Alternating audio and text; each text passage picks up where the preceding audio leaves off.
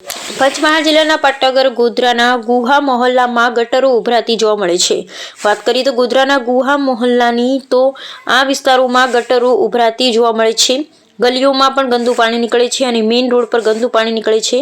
પવિત્ર રમજાન માસ આવવાના થોડા દિવસો બાકી છે, પણ આ વિસ્તારમાં મુસ્લિમ સભ્યોના પેટનું પાણી પણ હલતું નથી। અનેકવાર સભ્યોને નગરપાલિકા તંત્રને આ વિશે અનેકવાર રજૂઆત કરી હોવા છતાં પણ આ બહેરાઓને સંભળાતું જ નથી। આ ગંદકીથી કોઈ મોટી બીમારી થાય તો નગરપાલિકા રાહ જોઈ રહી છે કે શું, તે સમજાતું નથી। ગોધરાના દવાખાના હાલ ઉભરાતા જોવા મળે છે ને અનેક જગ્યાએ અનેક વિસ્તારમાં ગંદકી જોવા મળી છે। કેટલીક જગ્યાએ પીવાનું પાણી ગંદુ ને દૂષિત આવે છે, તો વહેલી તકે ગોધરા નગરપાલિકા સાફ સફાઈ, પીવાના પાણી ચોખ્ખું આવે એનું કામ વહેલી તકે કરાવે તે જરૂરી છે, કારણ કે થોડા દિવસોમાં પવિત્ર રમજાન શરૂ થાય છે। આ મુસ્લિમ સભ્યોને પણ શરમ કરીને આ કામ કરાવવું જોઈએ।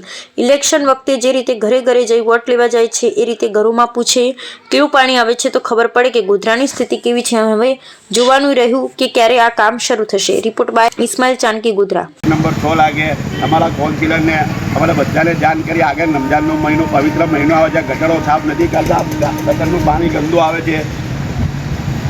વારે ઘડી છે રજૂઆત કરે, હા વારે ઘડી બધાને રજૂઆત કરી, કોઈ કશું સાંભળતા નથી। અમારું 2 મહિનાથી રજૂઆત કરી છે, 2 મહિનાથી વાતો જ કરે છે ખાલી। સભ્યોને જાણ કરી તમે? સભ્યોને બધાને જાણ કરી, સભ્યોને કોલ કરે પણ કોઈ દેતો નથી ધ્યાન પર। આજે આવશે, કાલે આવશે, રવિવાર છે, સોમવાર છે, તહેવાર ચાલે છે, આવા બધા બહાના બનાવે છે। કોલ કરે એમને। શું તમારી માંગ શું છે? લાઈન પર છે એમ જ વાત કરે। તમારી માંગ શું છે? સફાઈ કરવા આવતા જ નથી। સફાઈ આ ગટરો ભરાઈ ગઈ છે, આ બધું 6 મહિનાથી સાફ નથી કરી ગટર। કોઈ બી જાતનો આ કચરો, બધી બાજુ કચરો જ છે એકલો, કોઈ સફાઈ કરવા આવતા જ નથી। શું તમારી માંગણી શું છે? બસ સફાઈ કરે। ગુજરાતનો કોમો કઈ થાય છે?